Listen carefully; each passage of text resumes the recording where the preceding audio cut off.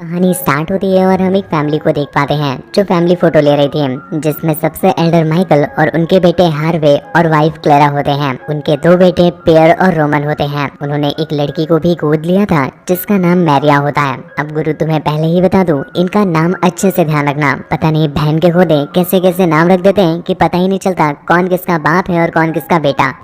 वो तो ऐसे भी पता नहीं चलेगा क्योंकि ये फैमिली ही कुछ ऐसी है जिसको जहाँ मिल रहा है वो वहीं पेले दे रहा है। तो सच में ये कह पाना मुश्किल है कि कौन किसका बाप है। खैर यहाँ पर सभी लोग बहुत खुश होते हैं, पर रोमन की फटी पड़ी थी। रीजन जानकर मेरी भी फट गई थी क्योंकि वो बंदा कहता है कि इसे हिलाते हुए 18 साल हो गए पर आज तक उसे गुलाबी गुजिया नहीं मिली है। इस वजह से उसका अब किसी काम में मन ही नहीं लगता है। पर यहीं पर दूसरी तरफ उसका भाई पेरे होता है जिसने गुजिया चटकाने का तो रिकॉर्ड ही बना रखा था। अगले सीन में हम रोमन को उसकी क्लास में देखते हैं जहाँ पर वो अपनी गाड़ी के गियर से खेल रहा होता है, पर उसकी गाड़ी उसकी मंजिल तक पहुँच पाती इससे पहले ही टीचर उसे देख लेती है। अब विलायती पिक्चर है गुरु, तो हमें भी लगा था कि तुरंत ही मुख मंचन करने लग जाएंगी, पर ऐसा नहीं होता। टीचर शायद आज ही बजवा कर आई थी तो उसे जरूरत नहीं थी, इसलिए गुस्से में वो ये बात प्रिंसिपल को बता देती है और प्रिंसिपल तुरंत ही उसकी मॉम को यहाँ पर बुला लेती है। पर उसकी मॉम तो अलग ही लेवल का नशा फूकती है। जब प्रिंसिपल उसे बताते हैं कि उनका लौंडा क्लास में ही हिला रहा था तो वो उल्टा प्रिंसिपल को ही ज्ञान देने लग जाती है। तो क्या हुआ सर जी, आप नहीं हिलाते क्या? आपने कभी नहीं हिलाया है?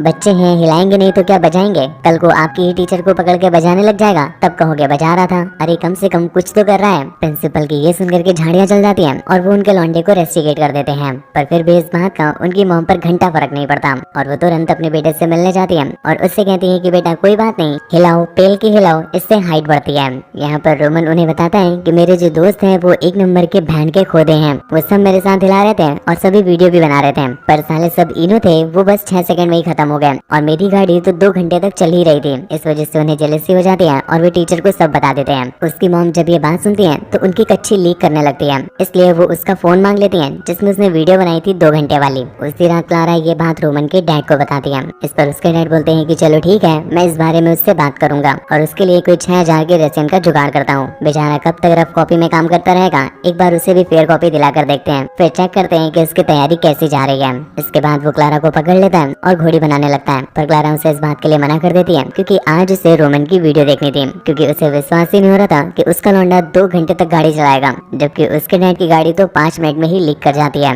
यहीं पर दूसरी तरफ हम रोमन को देख पाते हैं जो अपनी एक बेस्ट फ्रेंड की कच्ची उतरवा रहा था, बाबू थोड़ा नीचे, बाबू थोड़ा नीचे कर करके। और उधर उसका भाई पेरे www.kapagap.com की कुछ गर्मा गर्म वीडियोस देख रहा होता है और इनकी बहन मैरिया अपने बाबू से मिल रही होती है और इसके साथ कार भी हिल रही होती है।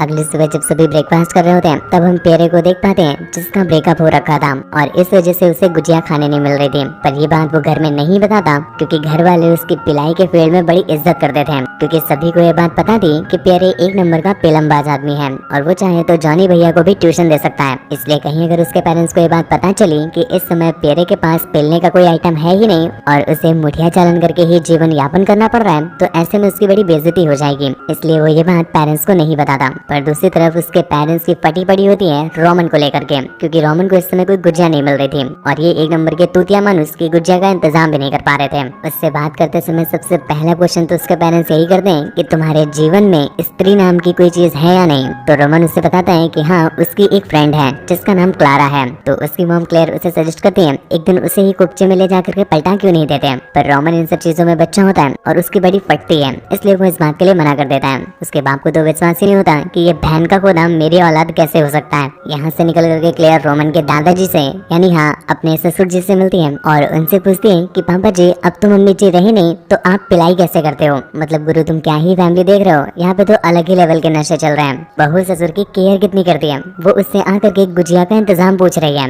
वही मैं सोचूं कि क्राइम पेट्रोल वाले एपिसोड लाते कहाँ से हैं? इनके जैसे लोग ही तो कहानियां बना बना करके दे रहे हैं। खैर अगर तुम्हें ये लग रहा है कि आंटी ही बहुत ज्यादा फ्रैंक है तो तुम गलत हो गुरु। अंकल तो उनके भी बाप निकले, मतलब ससुर बाप निकले, क्योंकि वो तो उनसे और ज्यादा आगे होते हैं। वो बताते हैं कि हाँ बिटिया बहुत समय तक हिला हिला करके ही काम चलाना पड़ा, पर एक दिन टिंडर इंस्टॉल किए थे तो वहाँ पर हमको राइट स्वाइप करके नेटली मिली थी।